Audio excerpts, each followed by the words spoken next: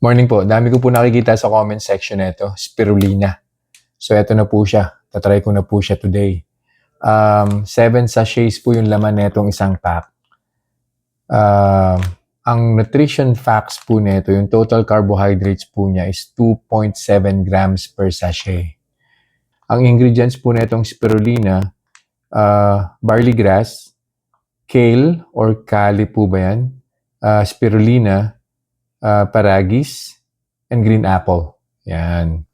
Pag regular po kayong umiinom nito, this would improve overall health, immune system, antioxidant din po siya, good for detoxification, good for bones, heart, skin health, and it also provides energy boost function. Yan. So, simple lang po yung instruction dito eh. Pwede po siya sa hot water, pwede rin po sa cold water, pwede rin po sa tap water. So, tap water lang po yung gagamitin ko. 250 ml po ng water para sa isang sachet. So, ito po yung itsura niya.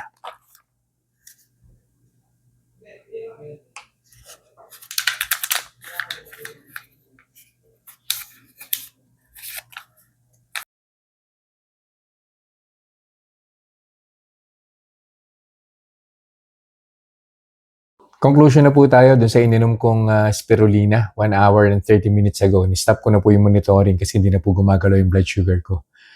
Nag-start po yung blood sugar ko 95. After an hour, umakyat po siya ng bahagya, 103. Pero before reaching 103, nagkaroon pa po siya ng 5-minute fluctuation ng 110. And yun na rin po yung peak. Pero I don't consider that as a valid reading kasi 5 minutes lang po yun eh. And then after 30 minutes, yung 103 naging 101 na po siya. Pero before reaching 101, may mga 5-minute fluctuation pa rin po. Nag-105, nag-108, nag-106, and then finally nag-101. In the next probably 10 or 15 minutes, magle-less than 100 na po yung blood sugar ko. Ang recommendation ko po, no, if you're already drinking itong spirulina, tapos diabetic ka, I don't think na may problema siya with our blood sugar kasi nakita nyo naman po yung testing.